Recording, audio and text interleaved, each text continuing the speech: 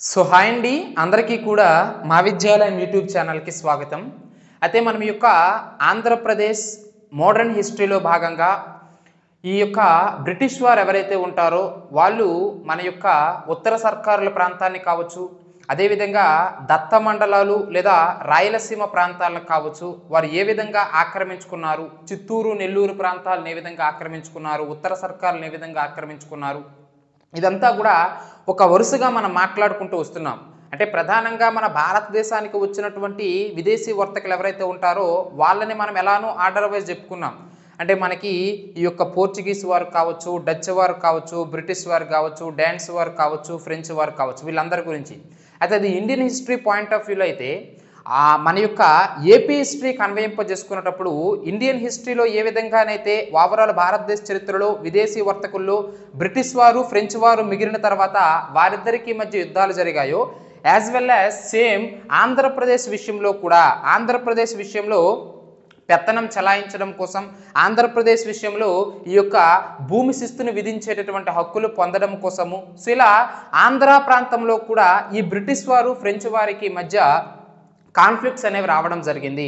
మరి అందులో భాగంగా ఆంగ్లో ఫ్రెంచ్ యుద్ధాలు జరిగాయని చెప్పేసి ఆ ఆంగ్లో ఫ్రెంచ్ యుద్ధాల్లో భాగంగా మన ఆంధ్రప్రదేశ్తో రిలేటెడ్గా ఉన్నటువంటి చక్రవర్తులు, రాజులు ఎవరైతే ఉంటారో వారి గురించి మనం మాట్లాడుకున్నాం.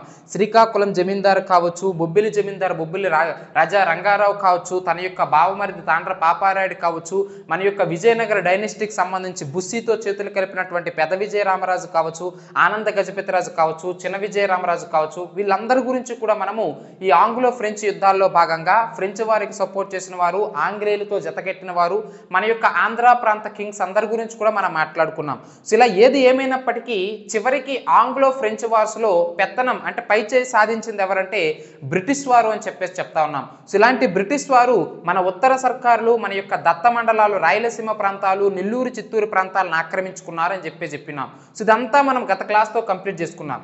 అయితే ఇలా ఓవరాల్ ఆంధ్ర ప్రాంతం మొత్తము కూడా బ్రిటిష్ వారి చేతుల్లోనికి వచ్చిన తర్వాత బ్రిటిష్ వారు ఆంధ్ర ప్రాంతంలో ఎటువంటి పరిపాలన చేశారు అంటే administration of the Britishers in Andhra Pradesh. అంటే ఈరోజు మీరు టాపిక్ హెడ్డింగ్ పెట్టుకోవాల్సింది ఏమిటంటే ఆంధ్రాలో బ్రిటిష్ వారి పాలన ఏ విధంగా ఉంది. ఏమిటంటే ఈరోజు మీరు హెడ్డింగ్ పెట్టుకోవాల్సింది ఆంధ్రాలో బ్రిటిష్ వారి పాలన గురించి మనం మాట్లాడుకోవాలండి. One of the important topic ఇది. సో మరి ఆంధ్రాలో బ్రిటిష్ వారి అడ్మినిస్ట్రేషన్ ఏ విధంగా ఉంది అనేది మనం చూసుకున్నట్లయితే ఒక వరుసగా మాట్లాడుకోవాలండి. అసలు ఆంధ్రాలో బ్రిటిష్ వారి పరిపాలన మొదట ఎలా ఉండేది, ఆంధ్రాలో బ్రిటిష్ వారు మత ప్రచారం ఎలా చేశారు, సో వారు ప్రధానంగా వారి ప్రధాన ఆయుధం ఏమిటంటే అది విద్యని ఆధారంగా చేసుకొని కావచ్చు, సామాజికంగా కావచ్చు, రాజకీయంగా కావచ్చు, ఏ కోణంలోనైనా సరే తప్పనిసరిగా వాళ్ళు ప్రచారం చేసేది ఏమిటంటే మత ప్రచారం చేసేవారు. అంటే వారి యొక్క ప్రథమ ధ్యేయం ఏమిటంటే భారతదేశాన్ని దోచుకోవడం, అందులో భాగంగా ఆంధ్ర ప్రాంతాన్ని కూడా దోచుకోవడంతో పాటుగా ఆంధ్ర ప్రాంతంలో క్రైస్తవ మత వ్యాప్తి ఏ విధంగా చేశారు, ఆంధ్ర ప్రాంతంలో విద్యా వ్యాప్తి ఏ విధంగా చేశారు, ఆంధ్ర ప్రాంతంలో ఆంగ్ల భాషకి ఎటువంటి ప్రాధాన్యత ఇచ్చారు, ఆంధ్ర ప్రాంతంలో వ్యవసాయం కోసము అంటే వ్యవసాయ రంగ అభివృద్ధి కోసం బ్రిటిష్ వారు తీసుకున్నటువంటి చర్యలు ఏమిటి, ఆంధ్ర ప్రాంతంలో బ్రిటిష్ వారి కాలంలో సాహిత్యం ఏ విధంగా ఉండేది, ఇదంతా కూడా అదేవిధంగా ఆంధ్ర ప్రాంతంలో చేనేత పరిశ్రమలు ఏ విధంగా ఉండేవి, వీటన్నింటి గురించి కూడా ఒక ఆర్డర్ వైజ్ మనం మాట్లాడుకోవాలండి. ఇంపార్టెంట్ పాయింట్స్ అన్ని కూడా మీరు నోట్స్ రాసుకోవడం కోసం బాగుంటుందని చెప్పేసి బోర్డు మీద రాశాను, కానీ క్లాస్ మొత్తాన్ని కూడా ఒక ఆర్డర్ వైజ్ ఎక్స్ప్లెయిన్ చేస్తాను. మనం ఏది చెప్పినా సరే ఒక ఆర్డర్ వైజ్ చెప్తాం. సో ఈ యొక్క బ్రిటిష్ వారి పాలన కూడా ఆంధ్ర ప్రాంతంలో ఏ విధంగా ఉండేది అనేది ఒక ఆర్డర్ వైజ్, అంటే మన ఆంధ్ర ప్రాంతాన్ని ఫ్రెంచ్ వారి చేతుల్లో నుంచి బ్రిటిష్ వారు ఆక్రమించుకున్న తర్వాత ఆంధ్ర ప్రాంతంపై పూర్తి హక్కులు కూడా బ్రిటిష్ వారి చేతుల్లోనికి వచ్చిన తర్వాత వారి పరిపాలన ఏ విధంగా ఉంది అనేది మనం ఒక ఆర్డర్ వైజ్ మాట్లాడుకుందాం. మొదటిగా మన ఆంధ్ర ప్రాంతాన్ని పరిపాలించడం కోసము బ్రిటిష్ వారు మన ఆంధ్రప్రదేశ్ మొత్తాన్ని, ఆంధ్ర ప్రాంతాన్ని మొత్తాన్ని కూడా డిస్ట్రిక్ట్లుగా అంటే జిల్లాలుగా విభజించడం అనేది జరిగింది. ఇలా విభజించినటువంటి జిల్లాలు ఏవైతే ఉంటాయో వాటికి కలెక్టర్లు అనేటువంటి అధికారులు నియమించడం అనేది జరిగిందండి. వారిని మనం ఇప్పటికీ కూడా డిస్ట్రిక్ట్ కలెక్టర్స్ అని చెప్పేసి చెప్తా ఉంటాం. అంటే ఈవెన్ మనకి ఢిల్లీలో నరేంద్ర మోడీ తీసుకున్నటువంటి నిర్ణయాన్ని కూడా గ్రామ స్థాయిలో అభివృద్ధి పరచాలి అంటే జిల్లాలో ఉన్నటువంటి కలెక్టరే మనకి ప్రధానమైనటువంటి ప్రభుత్వ అధికారిగా వ్యవహరించడం అనేది జరుగుతుంది, కార్యనిర్వహణ అధికారిగా. అయితే ఈ కలెక్టర్ వ్యవస్థకు సంబంధించి మనకి బ్రిటిష్ వారే పునాదులు వేశారని చెప్పేసి మనం చెప్తా ఉంటాం. వారన్ హేస్టింగ్స్ కాలం నుంచి కూడా. అయితే ఇక్కడ మనకి కావాల్సింది ఏమిటంటే ఇలా మన ఆంధ్ర ప్రాంతాన్ని జిల్లాలుగా విభజించి ఆ జిల్లాలకి కలెక్టర్లు అనేటటువంటి ఉన్నత అధికారులను ఏర్పాటు చేయడం అనేది జరిగింది. అలా ఏర్పాటు చేసుకున్నటువంటి కలెక్టర్లకి సర్వ హక్కులు సర్వ అధికారాలు ఇవ్వడం అనేది జరిగిందండి. సర్వ హక్కులు సర్వ అధికారాలు అంటే ఏమిటి? ఆ పర్టికులర్ అంటే ఒక కలెక్టర్ని ఏ జిల్లాకైతే అడ్మిట్ చేశారో ఆ జిల్లాలో శాంతి భద్రతలు రక్షించాల్సినటువంటి బాధ్యత ఆ యొక్క కలెక్టర్దే. ఆ జిల్లాలో పరిపాలన అడ్మినిస్ట్రేషన్ చూసుకోవాల్సిన బాధ్యత ఆ యొక్క కలెక్టర్దే. ఆ జిల్లాలో శానిటేషన్ పారిశుద్ధ్యం చూసుకోవాల్సిన బాధ్యత ఆ యొక్క కలెక్టర్దే. ఆ జిల్లాలో న్యాయ వ్యవస్థ అంటే న్యాయ పరిపాలన విభాగం కూడా ఆ యొక్క కలెక్టర్దే. అంటే అన్ని పరిపాలనా బాధ్యతలు కూడా తీసుకెళ్లి ఎవరికి ఇచ్చేవారు? కలెక్టర్కి ఇచ్చేవారు. సో దీనివల్ల తన పైన బర్డెన్ ఎక్కువగా ఉండేది. ఎందుకంటే ఇప్పుడు కలెక్టర్గా ఉన్నప్పుడు తన యొక్క కార్యనిర్వహణ విధులు నెరవేర్చడమే చాలా కష్టం. మరి అందులో భాగంగా శాంతి భద్రతలు తనకి, పరిపాలనా బాధ్యతలు తనకి, వాటితో పాటుగా న్యాయపరమైనటువంటి బాధ్యతలు కూడా తనకి ఇవ్వడం అనేది జరిగింది. అంటే జ్యుడిషియరీ డిపార్ట్మెంట్ను కూడా కలెక్టర్కి ఇచ్చేవారు. సో ఇలా ఉంటే పారదర్శకత అనేది ఉండదు. పారదర్శకత ఇట్ మీన్స్ జవాబుదారీతనం అనేది ఉండదు. పరిపాలన చేసేది అతనే. ఏదైనా తప్పులు జరిగితే వాటిని సరిదిద్దుకుంటున్న న్యాయ వ్యవస్థ కూడా అతని చేతుల్లోనే ఉంది. ఇప్పుడు సక్రమంగా పరిపాలన జరగాలి అంటే, ఇప్పుడు ప్రభుత్వం సక్రమంగా పనిచేయట్లేదంటే ఆబ్వియస్లీ మనకి న్యాయస్థానాలు వాటిని పర్యవేక్షిస్తూ ఉన్నాయి. న్యాయస్థానాలు చూస్తూ ఉన్నాయి. వాటి యొక్క బాధ్యత రాజ్యాంగం న్యాయస్థానాలకు కల్పించింది. ఇప్పుడు మనం అంటే స్వతంత్ర భారతదేశంలో ఒక రాజ్యాంగాన్ని ఏర్పాటు చేసుకున్న ప్రజాస్వామ్య భారతదేశంలో మనం మాట్లాడుకున్నట్లయితే, కానీ బ్రిటిష్ వారి కాలంలో వీళ్ళు ఏం చేశారు? పరిపాలనా బాధ్యతలు తన చేతుల్లోనే ఉన్నాయి. తను తప్పు చేస్తే ప్రశ్నించేటటువంటి న్యాయ వ్యవస్థ కూడా అదే వ్యక్తి చేతుల్లో ఉంది. సో దీనివల్ల పారదర్శకత ఉండదు. కలెక్టర్ పైన బర్డెన్ ఎక్కువ అవుతుందని చెప్పేసి 1816వ సంవత్సరంలో ఏం చేశారంటే కలెక్టర్ నుంచి న్యాయ వ్యవస్థను వేరు చేయడం అనేది జరిగింది. ఎగ్జామినేషన్లు అడుగుతూ ఉంటారు. అంటే బ్రిటిష్ వారి కాలంలో బ్రిటిష్ వారు ఆంధ్రాలో పరిపాలన చేస్తున్న సమయంలో మొట్టమొదటిగా డిస్ట్రిక్ట్లో అంటే ఒక జిల్లా అధికారిగా ఉన్నటువంటి కలెక్టర్కి అన్ని బాధ్యతలు తనపై ఉండేవి. కానీ మొట్టమొదటిసారిగా కలెక్టర్ నుంచి న్యాయ వ్యవస్థను వేరు చేసినటువంటి సంవత్సరం ఏమిటయ్యా అంటే 1816వ సంవత్సరంలో కలెక్టర్ నుంచి న్యాయ వ్యవస్థను వేరు చేయడం అనేది జరిగింది. మరి అందులో భాగంగా మన యొక్క దత్త మండలాలు చాలా ఇంపార్టెంట్ అండి. దత్త మండలాలు సీడెడ్ డిస్ట్రిక్ట్స్ అంటాం. వీటినే ప్రస్తుతం మనం రాయలసీమ జిల్లాలుగా మనం చెప్తా ఉంటాం. సో బేసికల్గా మన ఆంధ్ర ప్రాంతం అయినప్పుడు ఉత్తరాంధ్ర, కోస్తాంధ్ర, రాయలసీమ అని చెప్పేసి చెప్తా ఉంటాం. సో ఆ రాయలసీమ ప్రాంతాలని అప్పట్లో దత్త మండలాలు సీడెడ్ డిస్ట్రిక్ట్స్ అని చెప్పేవారు. ఇప్పట్లో మనం చెప్పాలంటే అనంతపురము, కడప, కర్నూలు, చిత్తూరు ఏవైతే ఉంటాయో. అయితే ఇప్పుడు మరలా అంటే మనము ప్రస్తుత కాలానికి అన్వయింప చేసుకున్నట్లయితే మరలా ఈ యొక్క 4 రాయలసీమ జిల్లాలను కూడా మరలా మనకి డిస్ట్రిక్ట్ బైఫర్కేషన్ జరిగిన తర్వాత 13 జిల్లాలను కాస్త 26 జిల్లాలుగా మార్చారు. కాబట్టి మనకి కర్నూలు నుంచి నంద్యాల కావచ్చు, ఆ తర్వాత శ్రీ సత్యసాయి జిల్లా కావచ్చు, ఆ తర్వాత చిత్తూరు నుంచి తిరుపతి డిస్ట్రిక్ట్ కావచ్చు, ఇలా విభజించడం అనేది జరిగింది. సో ఇవి ఏవైతే ఉంటాయి వీటినే దత్త మండలాలు లేదా సీడెడ్ డిస్ట్రిక్ట్స్ అని చెప్పేవారు. అయితే ఎందుకు సార్ వీటన్నిటి గురించి చెప్తున్నారంటే ఆ దత్త మండలాలు లేదా ఆ సీడెడ్ డిస్ట్రిక్ట్ లేదా మనకు అర్థమయ్యే విధంగా చెప్పాలంటే ఈ రాయలసీమ జిల్లాలు ఏవైతే ఉంటాయో ఈ రాయలసీమ జిల్లాలకి మొట్టమొదటిసారిగా కలెక్టర్గా నియమింపబడినటువంటి అంటే రాయలసీమకి మొట్టమొదటి కలెక్టర్గా నియమించబడినటువంటి వ్యక్తి ఎవరయ్యా అంటే సర్ థామస్ మన్రో అనేటువంటి విషయాన్ని మీరు ఇక్కడ గుర్తుంచుకోవాలండి. ఎవరు? Sir Thomas Munro. చాలా చాలా ఇంపార్టెంట్. అతన్నే మనకి మన్రో దొర అని చెప్పేసి చెప్తా ఉంటారు. 1800 అంటే నవంబర్ మంత్ 1800లో ఆయన రాయలసీమ జిల్లాలు లేదా దత్త మండలాలకి దేనికండి దత్త మండలాలు లేదా రాయలసీమ జిల్లాలకి కలెక్టర్గా నియమించడం అనేది జరిగింది. సో చాలా చాలా ఇంపార్టెంట్ అండి.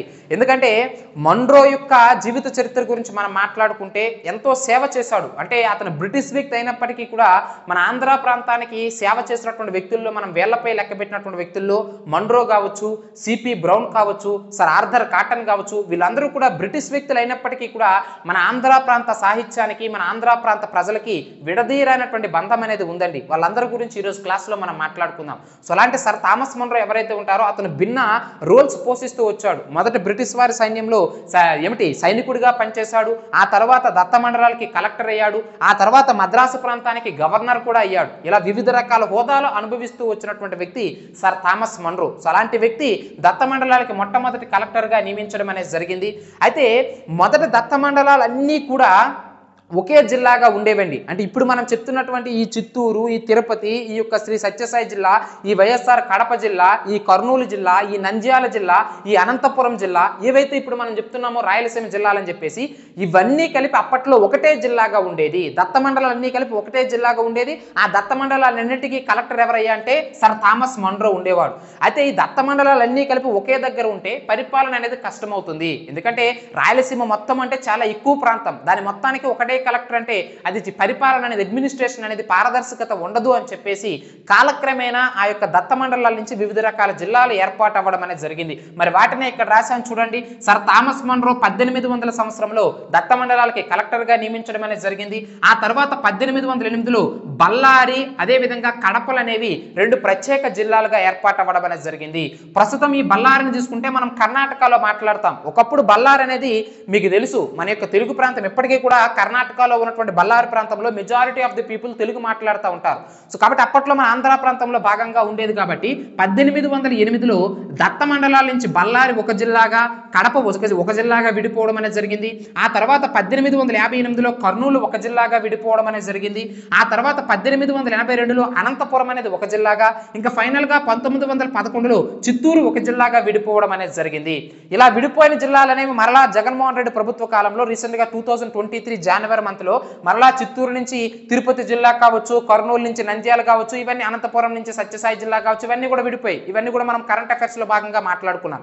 సో మనకి ఏపీ హిస్టరీ ఈ క్లాస్కి మనకి కావాల్సింది ఏమిటంటే దత్త మండలాల నుంచి బళ్ళారి కడపలు అనేవి 1808లో, 1858లో కర్నూలు, 1882లో అనంతపురము, 1911లో చిత్తూరు జిల్లాలనే వేరయ్యాయి అనే విషయాన్ని మీరు ఇక్కడ గుర్తుంచుకోవాలి.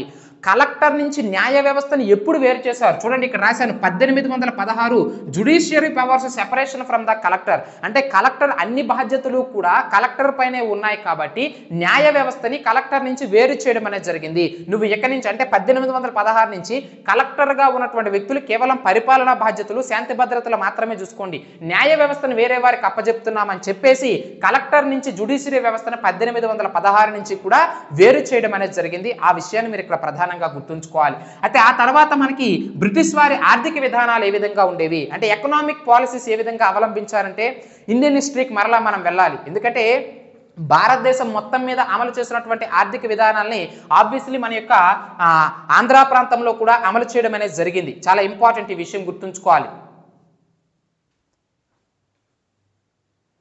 ఓకే, వీడియో ఆన్ చేశానా లేదా అని ఒకసారి చూశానండి, ఆన్ చేసే ఉంది. సో మనం మరలా క్లాస్లోనికి వచ్చినట్లయితే అయితే ఈ యొక్క భారతదేశం మొత్తం మీద అమలు చేస్తున్నటువంటి విధానాలు ఏవైతే ఉంటాయో సో అవి ఆబ్వియస్లీ మన యొక్క ఆంధ్ర ప్రాంతంలో అమలు చేశారా లేదా వాటిని మనం జాగ్రత్తగా చూడాలి. మరి ఆర్థిక విధానాల్లో భాగంగా భారతదేశం మొత్తం మీద బ్రిటిష్ వారు అమలు చేసినటువంటి విధానాలు ఏమిటి మీకు తెలుసు. జమీందారీ సిస్టమ్ను ప్రవేశపెట్టారు, రైత్వారీ విధానాన్ని ప్రవేశపెట్టారు, మహల్వారీ విధానాన్ని ప్రవేశపెట్టారు. మరి అలా ప్రవేశపెట్టినటువంటి భారతదేశం మొత్తం మీద ప్రవేశపెట్టినటువంటి ఈ విధానాలని ఆంధ్ర ప్రాంతంలో ఏ విధంగా అమలు చేశారనే విషయం మీకు గుర్తు రావాలి. అంటే కొన్ని పాయింట్స్ మనము ఇండియన్ హిస్టరీ రిలేటెడ్గా ఈ 3 సిస్టమ్స్ గురించి మాట్లాడుకోవాలి. మొదటగా ఏమిటండి, జమీందారీ వ్యవస్థ. మనకి 1793వ సంవత్సరంలో కారన్ వాలీస్ ఎవరైతే ఉంటారో అతను మనకి అంటే జాన్ సోర్ అనేటటువంటి వ్యక్తి ఈ యొక్క జమీందారీ వ్యవస్థని ప్రతిపాదిస్తే మనకి కారన్ వాలీస్ దాన్ని అభివృద్ధి చేయడం అనేది జరిగింది. అందుకే జమీందారీ వ్యవస్థ అనగానే జాన్ సోర్ గుర్తు రావాలి, కారన్ వాలీస్ గుర్తు రావాలి, 1793వ సంవత్సరం మనకు గుర్తు రావాలి. జమీందారీ వ్యవస్థని అంటే మన యొక్క బెంగాల్ కావచ్చు, బీహార్ కావచ్చు, ఒడిస్సా ప్రాంతాల్లో జమీందారీ వ్యవస్థని ఏర్పాటు చేయడం అనేది జరిగింది. అంటే శిస్తు వసూలు చేయడం కోసము ఒక పర్టికులర్ ఎక్స్ అనే వ్యక్తిని జమీందారుని తీసుకొచ్చి వేలంపాట నిర్వహించి 5 సంవత్సరాలకి అతని దగ్గర నుంచి వేలంపాట నుంచి డబ్బు తీసుకొని ఆ జమీందారుకి 5 సంవత్సరాల కాలం పాటు ఒక పర్టికులర్ ప్రాంతాన్ని అప్పచెప్పి ఆ ప్రాంతంలో శిస్తు వసూలు చేసుకునే బాధ్యత ఆ జమీందారుకి ఇచ్చేయడమే. పంటలు పండినా పండకపోయినా వాడు రైతులపైన పడి వాడు కట్టినటువంటి అంటే వాడు బ్రిటిష్ వారికి కట్టినటువంటి వేలంపాట అయితే అమౌంట్ ఎంతైతే ఉందో దానికి మించి సంపాదించుకునేటువంటి ప్రయత్నం చేసేవారు. కాబట్టి ఈ జమీందారీ వ్యవస్థ అనేది అట్టర్ ఫ్లాప్ అయిందని చెప్పేసి మనం ఇండియన్ హిస్టరీలో మాట్లాడుకున్నాం ఇదంతా కూడా. ఇలాంటి జమీందారీ వ్యవస్థని మన యొక్క ఆంధ్ర ప్రాంతంలో కోస్తా జిల్లాలో దీన్ని అమలు చేయడం అనేది జరిగింది. ఓవరాల్ భారతదేశంలో అయితే ఈ యొక్క జాన్ సోర్ మరియు కారన్ వాలీసులు బెంగాల్, బీహార్, ఒడిస్సా ప్రాంతాలలో జమీందారీ వ్యవస్థను ఏర్పాటు చేస్తే మన ఆంధ్ర ప్రాంతంలో కోస్తా ప్రాంతంలో చెప్పాను కదా, కోస్తా, ఉత్తర కోస్తా, అదేవిధంగా ఉత్తర సర్కార్లు, కోస్తా, అదేవిధంగా రాయలసీమ అని చెప్పేసి చెప్తా ఉంటాం. అలాంటి ప్రాంతాలలో కోస్తా ప్రాంతంలో జమీందారీ సిస్టమ్ మన యొక్క భారతదేశంలో, మన ఆంధ్ర ప్రాంతంలో ఈ యొక్క కారన్ వాలిస్ ఏర్పాటు చేశాడనేటువంటి విషయాన్ని మీరు ఇక్కడ గుర్తుంచుకోవాలి. అదేవిధంగా రైత్వారీ విధానం అని చెప్పేసి చెప్తా ఉన్నాం. చాలా చాలా ఇంపార్టెంట్ అండి రైత్వారీ విధానం అనేది. మనకి ఈ యొక్క మన్రో ద్వారా అని చెప్పేసి చెప్తా ఉంటాం. థామస్ మన్రో ఎవరైతే ఉంటారో ఈయనే మనకి జాన్ రీడ్ కావచ్చు, అదేవిధంగా థామస్ మన్రో కావచ్చు. ఈ జాన్ రీడ్ ఎవరైతే ఉంటారో ఇతను సూపరింటెండెంట్ అండి, అంటే బ్రిటిష్ వారి కాలంలో సూపరింటెండెంట్. అతని కింద ఒక అసిస్టెంట్ గా మొదట జాయిన్ అవుతాడు థామస్ మన్రో. అయితే తన యొక్క సూపరింటెండెంట్ అయినటువంటి జాన్ రీడ్ ఎవరైతే ఉంటారో అతనే మనకి రైత్వారీ విధానాన్ని ప్రవేశపెడతాడు. అంటే జమీందారీ సిస్టమ్ వల్ల రైతులు నష్టపోతున్నారని చెప్పేసి రైతులే నేరుగా, అంటే మధ్యవర్తి ఎవరు, గిమిందారీ ఎవరు ఉండకుండా రైతులు అనేవారు శిస్తు నేరుగా బ్రిటిష్ వారికి కట్టాలి అని చెప్పేసి రైతులకి యాజమాన్య హక్కులు ఇచ్చే విధంగా రైత్వారీ విధానాన్ని ప్రవేశపెడతారు ఈ జాన్ రీడ్ కావచ్చు, థామస్ మన్రో కావచ్చు. సో గుర్తుంచుకోవాలండి, జమీందారీ విధానం అంటే జాన్ సోర్ మరియు కారన్ వాలిస్ ఎలా గుర్తొస్తారో, రైత్వారీ విధానం అనగానే ఈ రీడ్ అనేటటువంటి వ్యక్తి, అదే కల్నల్ రీడ్ అంటాం లేదా జాన్ రీడ్ అంటాం. సో ఈ కల్నల్ రీడ్ మరియు థామస్ మన్రోలు రైత్వారీ విధానాన్ని ప్రవేశపెట్టి మనకి ప్రధానంగా ఈ బెంగాల్ ప్రాంతంలో కావచ్చు, మొట్టమొదటిగా అంటే బారామహల్ ప్రాంతం చాలా చాలా ఇంపార్టెంట్ అండి. రైత్వారీ విధానాన్ని భారతదేశం మొత్తం మీద ఎక్కడ మొట్టమొదటిసారిగా అమలు చేశారంటే ఈ థామస్ మన్రో మరియు కల్నల్ రీడ్లు బారామహల్ ప్రాంతంలో అమలు చేయడం అనేది జరిగింది. అయితే మరి ఇప్పుడు మన ఆంధ్ర ప్రాంతానికి రిలేటెడ్ గా ఏపీ హిస్టరీ కథ మీద మనకి ఆంధ్ర ప్రాంతంలో ఎక్కడంటే రాయలసీమ ప్రాంతము, ఉత్తర సర్కార్లు, కోస్తా, రాయలసీమ అంటున్నాం. జమీందారీ విధానాన్ని ఎక్కడ అమలు చేశారంటే కోస్తా ప్రాంతంలో, రైత్వారీ విధానాన్ని ఎక్కడ అమలు చేశారంటే రాయలసీమ. ఎందుకంటే ఆబ్వియస్లీ ఇక్కడ రాశానా, ఇగోండి రాశాను చూడండి, రాయలసీమ ప్రాంతంలో ఈ యొక్క రైత్వారీ విధానాన్ని అమలు చేయడం అనేది జరిగింది. ఎందుకు రాయలసీమ ప్రాంతంలో ఫస్ట్ గా అమలు చేశారంటే ఆబ్వియస్లీ థామస్ మన్రో ఈ యొక్క విధానాన్ని ప్రవేశపెట్టాడు కాబట్టి థామస్ మన్రో ఏ ప్రాంతానికి కలెక్టర్ గా ఉన్నాడండి, ఆబ్వియస్లీ రాయలసీమ ప్రాంతానికి. అందుకే మొట్టమొదటి ట్రయల్ గా రాయలసీమ ప్రాంతంలో రైత్వారీ విధానాన్ని ప్రవేశపెట్టడం అనేది జరిగింది. వీటి ద్వారా రైతులకి యాజమాన్య హక్కులు ఇవ్వడం అనేది జరిగింది. చాలా ఇంపార్టెంట్ అండి. ఈ క్రింది ఏ యొక్క శిస్తు వసూలు పద్ధతి ద్వారా బ్రిటిష్ వారు భారతీయ రైతులకి ఏమిచ్చారండి, యాజమాన్య హక్కులు ఇచ్చారంటే రైత్వారీ పద్ధతి. ఇది లార్డ్ హేస్టింగ్స్, కారన్ వాలిస్ తర్వాత వచ్చినటువంటి లార్డ్ హేస్టింగ్స్ చాలా అద్భుతంగా నచ్చుతుంది. సో దీంతో రైత్వారీ విధానాన్ని మొదట బెంగాల్ ప్రాంతానికి పరిమితం చేసిన తర్వాత భారతదేశం మొత్తానికి కూడా రైత్వారీ విధానాన్ని విస్తరింపచేసినటువంటి వ్యక్తి ఎవరయ్యా అంటే లార్డ్ హేస్టింగ్స్ అని చెప్పేసి చెప్తా ఉన్నాం. ఆ తర్వాత మహల్వారీ విధానం గురించి మాట్లాడుకున్నట్లయితే ఈ మహల్వారీ విధానంలో కూడా రైతులకి యాజమాన్య హక్కులు ఇవ్వడం అనేది జరిగింది. మొత్తం 3 పద్ధతులు మాట్లాడతామండి, జమీందారీ విధానం, రైత్వారీ విధానం, మహల్వారీ విధానం. అయితే ఈ రైత్వారీ, మహల్వారీ విధానాల్లో రైతులకి యాజమాన్య హక్కులు అనేవి ఉండేవి. అంటే శిస్తు వసూలు విషయంలో రైతుల పట్ల ఉదారంగా వ్యవహరించే పద్ధతులు ఏమిటంటే రైత్వారీ, మహల్వారీ పద్ధతులు. కానీ జమీందారీ విధానంలో మాత్రం రైతులకి యాజమాన్య హక్కులు లేవు అనే విషయాన్ని మీరు ఇక్కడ గుర్తుంచుకోవాలి. ఎగ్జామినేషన్ అడుగుతూ ఉంటాడు, ఈ క్రింది ఏ యొక్క పద్ధతి ద్వారా రైతుల యొక్క యాజమాన్య హక్కులను నిరాకరించడం అనేది జరిగింది. Option A zamindari system, option B ryotwari system, option C mahalwari system, option D ఏది కాదంటాడు. జమీందారీ సిస్టమ్ గుర్తుంచుకోవాలి. ఎందుకంటే రైత్వారీ సిస్టమ్, మహల్వారీ సిస్టమ్స్ ద్వారా రైతులకి యాజమాన్య హక్కులు కల్పించబడ్డాయి, జమీందారీ విధానం ద్వారా మాత్రం కల్పించబడలేదనే విషయాన్ని మీరు ఇక్కడ గుర్తుంచుకోవాలి. మరటువంటి మహల్వారీ పద్ధతిని మన ఆంధ్ర ప్రాంతంలో ఏ ప్రాంతంలో ఏర్పాటు చేశారయ్య అంటే ఉత్తర సర్కారుల ప్రాంతము, అదేవిధంగా నెల్లూరు ప్రాంతం. చాలా ఇంపార్టెంట్ అండి. జమీందారీ విధానం అంటే కోస్తా ప్రాంతం, అదే రైత్వారీ విధానం అంటే రాయలసీమ ప్రాంతం, అదే మహల్వారీ విధానం అంటే ఉత్తర సర్కార్లు మరియు నెల్లూరు ప్రాంతం. మనకి ఇంకా ముఖ్యంగా మాట్లాడుకోవాలంటే 1835 సమయానికి ఎవరు మన యొక్క భారతీయ governor general Lord William Bentinck ఎవరైతే ఉంటారో ఆ లార్డ్ విలియం బెంటిక్ మనకి ఈ నెల్లూరు ప్రాంతంలో కావచ్చు, ఉత్తర సర్కార్ల ప్రాంతంలో కావచ్చు, ఈ మహల్వారీ ప్రాంతాన్ని చాలా అద్భుతంగా ఇదిగోండి ఇక్కడ రాశాను, 1835లో విలియం బెంటిక్ మనకి ఉత్తర సర్కార్లు, నెల్లూరు ప్రాంతాల్లో ఈ యొక్క మహల్వారీ పద్ధతిని విస్తరింపజేశాడనే విషయాన్ని మీరు ఇక్కడ గుర్తుంచుకోవాలి. చాలా ఇంపార్టెంట్ అయినటువంటి అంశం. ఆ తర్వాత మనం చూడాల్సింది ఆంధ్ర ప్రాంతంలో ఇక్కడ చేనేత అని రాశాను, కానీ దీనికంటే ముందు ఇంకొక టాపిక్ చెప్తాను, వన్ ఆఫ్ ద ఇంపార్టెంట్, జాగ్రత్తగా గుర్తుంచుకోవాలి. ఏమిటంటే ఆంధ్ర ప్రాంతంలో బ్రిటిష్ వారి కాలంలో వ్యవసాయ రంగం అనేది ఏ విధంగా ఉంది అనేది మనం మాట్లాడుకోవాలండి. అంటే ఈ అగ్రికల్చర్ అనేది బ్రిటిష్ వారి కాలంలో ఏ విధంగా ఉంది అనేది మనం మాట్లాడుకున్నట్లయితే ఆబ్వియస్లీ బ్రిటిష్ వారు మన భారతీయ వ్యవసాయానికి ఎందుకు ఇంపార్టెన్స్ ఇస్తారండి? ఆబ్వియస్లీ ఎవరు, ఎందుకంటే మన భారతీయ వ్యవసాయ రంగం అనేటప్పుడు మన పట్టుకూటు కోసము మనం ఏమిటి గోధుమలు పండిస్తాము, చెరుకు పండిస్తాము, పంచదార పండిస్తాము, అన్నింటికి మించి వరి పండిస్తాము. అర్థమవుతుంది అర్థమవుతుందా లేదండి? సో ఇలా మన తిండి గింజలు మన తినడానికి కావాల్సినటువంటి ఆహార పంటలు మనం వేస్తాం. మరి అటువంటి ఆహార పంటలకి బ్రిటిష్ వారు మనకు సపోర్ట్ ఇస్తారా? ఇవ్వరు. ఎందుకు? వారికి కావాల్సింది ఏమిటి? వాణిజ్య పంటలు.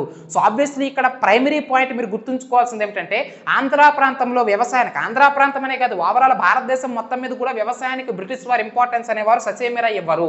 మరి వారు దేనికి ఇంపార్టెన్స్ ఇస్తారు? నువ్వు వాణిజ్య పంటలు పండిస్తే వాటికి తమ యొక్క సహకారం ఉంటుంది. ఎందుకంటే బ్రిటిష్ వారికి కావాల్సింది వాణిజ్య పంటలు. వారికి పొగాకు కావాలి, వారికి నీలిమందు కావాలి, ఇటువంటివి కావాలి. వాణిజ్య పంటలు వారికి కావాలి. ఎందుకంటే ఇక్కడి నుంచి వాటిని వారి దేశానికి ఎగుమతి చేసుకొని అక్కడ వారి దేశంలో తయారైనటువంటి వస్తువులను మరలా తీసుకొచ్చి మన దేశంలోనే అమ్మేవారు. సో కాబట్టి వారికి వాణిజ్య పంటలు కావాలి కానీ ఆహార పంటలు అవసరం లేదు. సో దీంతో మన ఆంధ్ర ప్రాంతంలో చాలా భయంకరమైనటువంటి కరువులు ఏర్పడ్డాయండి. మనకి ప్రధానంగా మాట్లాడుకుంటే 1791 సమయంలో మన శ్రీకాకుళం గంజాం ప్రాంతంలో భయంకరమైన కరువు, విశాఖపట్నం ప్రాంతంలో భయంకరమైన కరువు, అదేవిధంగా 1811 సంవత్సరంలో మన నెల్లూరు ప్రాంతంలో భయంకరమైన కరువు, అన్నింటికీ మించి ఎన్నోసార్లు ఎగ్జామినేషన్లు అడిగినటువంటి కరువు 1833 గుంటూరు ప్రాంతంలో వచ్చినటువంటి డొక్కల కరువు. చాలా ఇంపార్టెంట్ అండి. డొక్కల కరువు అనేది ఎక్కడొచ్చింది? 1833 సంవత్సరంలో గుంటూరు ప్రాంతంలో డొక్కల కరువు. ఇలా కంటిన్యూస్ గా ఈ డ్రాట్స్ ఏవైతే ఉంటాయో, అంటే అతివృష్టి అయినా జరిగేది, అనావృష్టి అయినా జరిగేది. అతివృష్టి అంటే పూర్తిగా కుండపోత వర్షం పడి ఆ గ్రామాలు వ్యవసాయ పంటలన్నీ కొట్టుకుపోయేవి. అనావృష్టి అంటే పూర్తిగా వర్షం పడకుండా భూములు అనేవి బీడుబారిపోయి పంటలు ఎండిపోయేవి. ఇలాంటి వాటి వల్ల డొక్కల కరువు, మీరు చెబితే నమ్మరు, అస్థిపంజరాలకి చర్మం చుట్టినట్టు ఉండేదంట ఈ గుంటూరు ప్రాంతంలో నెల్లూరు ప్రాంతంలో ఉన్నటువంటి రైతుల యొక్క పరిస్థితి. అంటే ప్రజలందరి యొక్క పరిస్థితి అలానే ఉండేది. అంటే తాగడానికి నీళ్లు ఉండేవి కాదు, తినడానికి తిండి దొరికేది కాదు, అస్థిపంజరానికి చర్మం చుట్టినట్లు శరీరాలు ఉండేవంటే అంటే వారి పరిస్థితి ఎంత భయంకరంగా ఉండేదో. కొన్ని లక్షల మంది చనిపోయేవారంట. ఆ చనిపోయినటువంటి వ్యక్తుల యొక్క శవాలను క్లీన్ చేయలేక ఆ కుళ్ళిపోయినటువంటి శవాలను ఎవరు క్లీన్ చేయకపోతే వాటి వల్ల ఇంకా వైరస్లు విజృంభణ చెంది ఈ ప్లేగు వ్యాధులు వంటి విస్తరించి ఇంకా జనాభా చాలా భయంకరంగా చనిపోయేవారంట. అంటే మనం ఒక రకంగా చెప్పాలంటే ఈరోజు మనం రోడ్డును పోతే ఒక కుక్క చనిపోతే ఏ విధంగానైతే పట్టించుకోరు, ఎంత దుర్వాసన వచ్చినా సరే అది అలానే రోడ్డు పైన ఉంచేయడం, ఎవరో ఒకరు తీసేంత వరకు కూడా అది ఎలానైతే ఉండేదో అప్పట్లో మనుషుల యొక్క శవాలు కూడా రోడ్లపైన గుట్టలపైన ఆ విధంగా భయంకరంగా ఉండి అవి దుర్వాసన చెంది అవి మట్టిలో కలిసేంత వరకు కూడా శవాలను ఎవరు పట్టించుకునేవారు కాదు. అలాంటి కరువు డొక్కల కరువు. ఇలాంటి భయంకరమైనటువంటి కరువులన్నింటికీ కూడా ఫుల్ స్టాప్ వేయడానికి 1803 సంవత్సరం మే 15వ తేదీని జన్మించినటువంటి సూర్యుడు ఎవరయ్యా అంటే చూడండి, జాగ్రత్తగా రాసుకోండి ఇటువంటి గొప్ప వ్యక్తుల యొక్క జన్మదినం. 1803 మే 15వ తేదీన లండన్లో జన్మించాడండి ఒక సూర్యుడు. అతనే ఎవరు? మనకి సర్ ఆర్థర్ కాటన్ గారు జన్మించడం అనేది జరిగింది. మరి అలాంటి ఆర్థర్ కాటన్ గురించి ఎంత చెప్పుకున్నా తక్కువే. వీలైనంత వరకు ఈరోజు క్లాసులో మనం మాట్లాడుకుందాం. ఏమిటండి ఆర్థర్ కాటన్ యొక్క గొప్పతనం? అతను మన యొక్క విశాఖపట్నం ప్రాంతంలో ఎస్సీగా పనిచేశారు. సో ఎస్సీ అంటే ఏమిటి? సూపరింటెండెంట్ ఇంజనీర్ అని చెప్పేసి చెప్తా ఉంటాం. సో అలా విశాఖపట్నంలో అతను ఇంజనీర్గా పనిచేస్తున్నటువంటి సమయంలో ఈ తూర్పు గోదావరి పశ్చిమ గోదావరి ప్రాంతాలు అంటే ఈ యొక్క కోస్తా జిల్లా ప్రాంతాల్లో ప్రజలు చాలా భయంకరమైనటువంటి కరువు పరిస్థితులు, అంటే వరదలు ఎక్కువ వచ్చి పంటలు కొట్టుకెళ్ళిపోవడం, లేదంటే పూర్తిగా వర్షాలు పడకుండా పంటలు బీడుబారిపోయి ఆ భూములు బీడుబారిపోయి పంటలు పండేవి కాదు. సో దీంతో ఆకలితో అలమటించడం చూసి చలించిపోయాడు సర్ ఆర్థర్ కాటన్. ఏదైనా సరే చేసి ఏదైనా చేయాలి, ఈ యొక్క ప్రజల యొక్క రుణాన్ని మనం తీర్చుకోవాలి. భారతదేశంలో ఉన్నటువంటి ప్రజల యొక్క సంస్కృతి సాంప్రదాయాలు ఇంకెక్కడా కూడా ప్రపంచంలో ఎక్కడికి వెళ్ళినా సరే వాటిని మనం చూడలేము.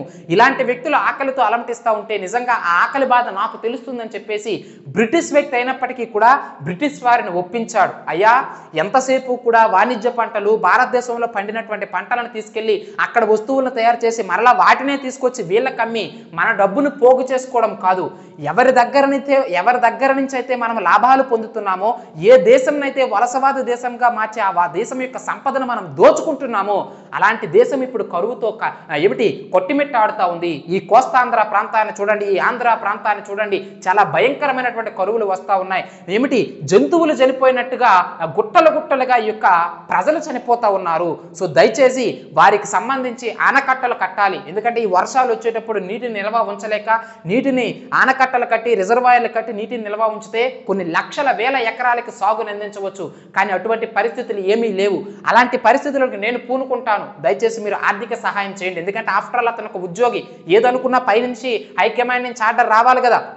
ఇవన్నీ కూడా ఎవరు సర్ ఆర్థర్ కాటన్ గారు రాసుకున్నటువంటి తన యొక్క పుస్తకాలు ఏవైతే ఉంటాయో అందులో వీటన్నింటినీ నేరుగా బ్రిటిష్ వారిని ఎదిరించేవారండి.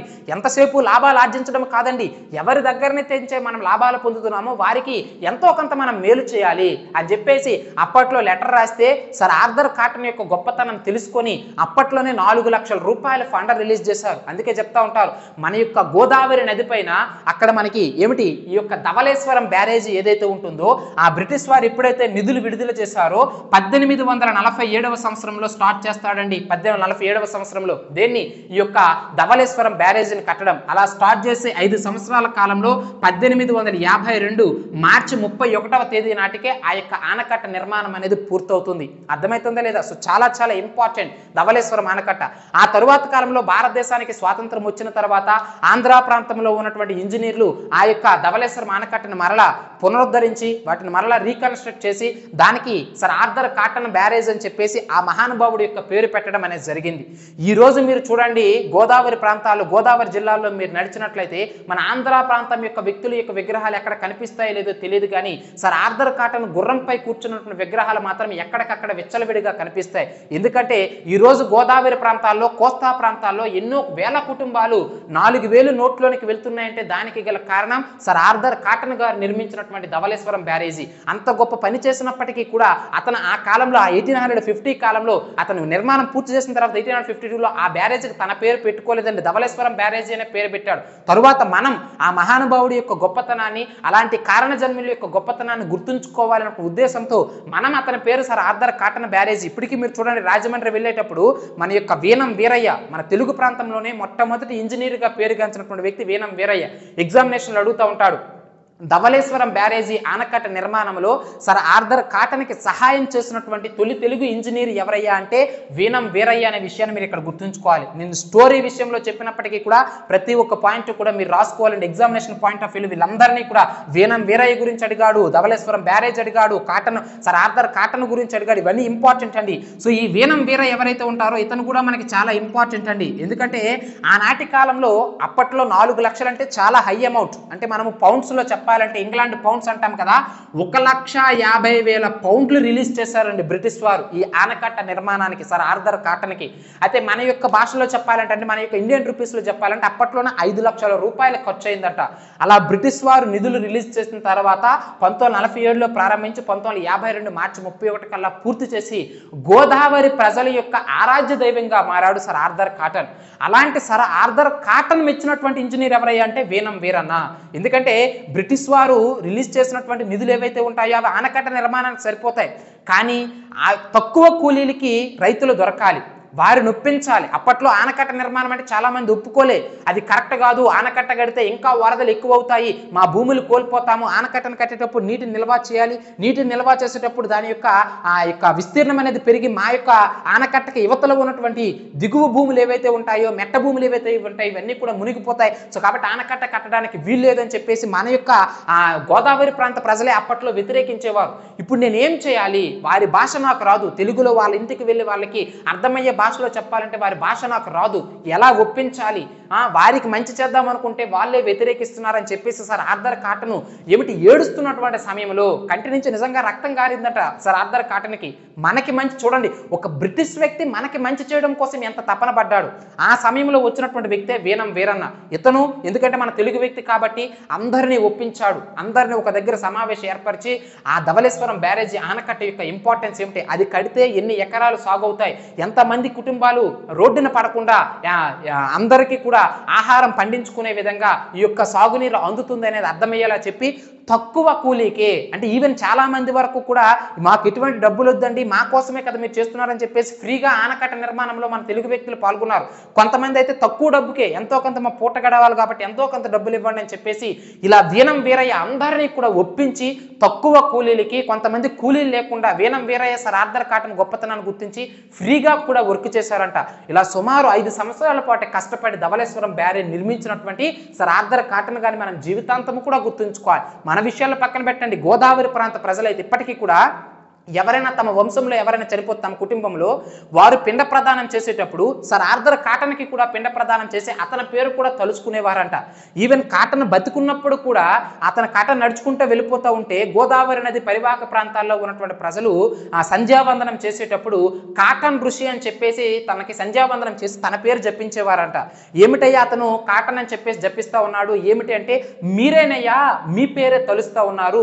ఋషి అంటే ఎవరు? లోక కళ్యాణం కోసం పాటుపడేవారు, నలుగురి యొక్క మంచి బాగోగులు కోరుకునేవారిని కదా ఋషి అంటారు. మరి అలాంటి మీరు ఎంతో మంది వేల కుటుంబాలకి ఈ యొక్క ధవళేశ్వరం బ్యారేజీ కట్టించి అన్నదాతగా మారారు.